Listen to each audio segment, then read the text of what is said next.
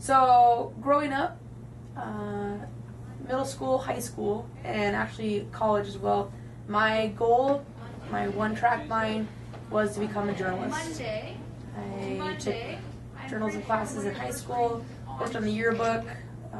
Freshman year, worked on the sports yearbook, sports department. Sophomore year, became sports editor. Junior year was the editor-in-chief of the yearbook. Worked in my college newspaper. My degree was communications. That was my track, was journalism. No one was going to change my mind one way or the other. I was going to be a journalist. Until around the end of my junior year of college, beginning of senior year, when I was subbing at a school. So I was getting influenced by teaching, and journalism kind of seemed to go in a different direction than I was wanting.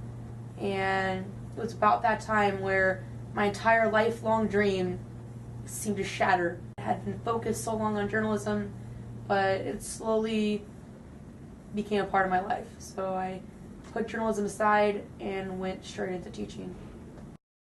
It was a long process, actually, of becoming a teacher.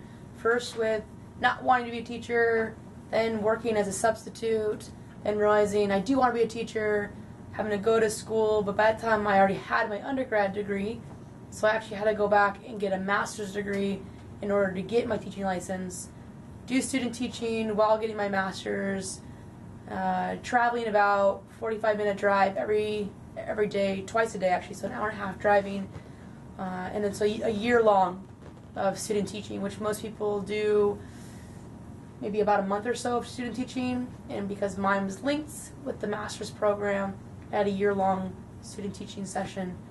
It was a long road, long process, a lot of tests. Oregon loves tests, so long road, but a journey well worth it. Yeah, no. Everything should be done, but it's not colored. I gotta color it real quickly.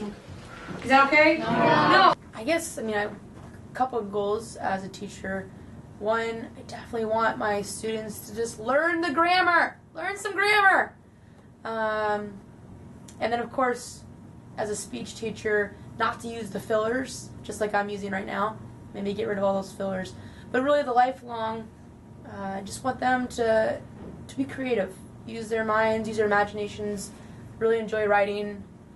Let that take them wherever they go with that. Hey, favorite song and I can't hear it.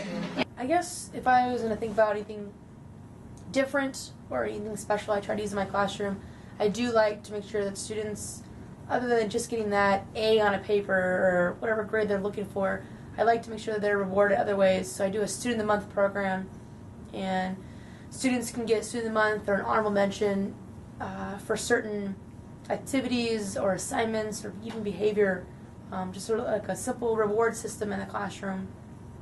My mom has always said this. She'll always say, oh, I'll never live here, or I'll never do that.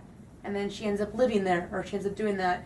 So she always told me, Stephanie, never say that you won't do something, because you never know what's going to happen. You never know what the future is going to hold. I literally told them, I will never become a teacher. And I had to go back to school in order to get my degree to become a teacher. So I had to work towards something that I had strongly said I will never do. So you may be saying I will never do something, but you never know what the future is going to hold.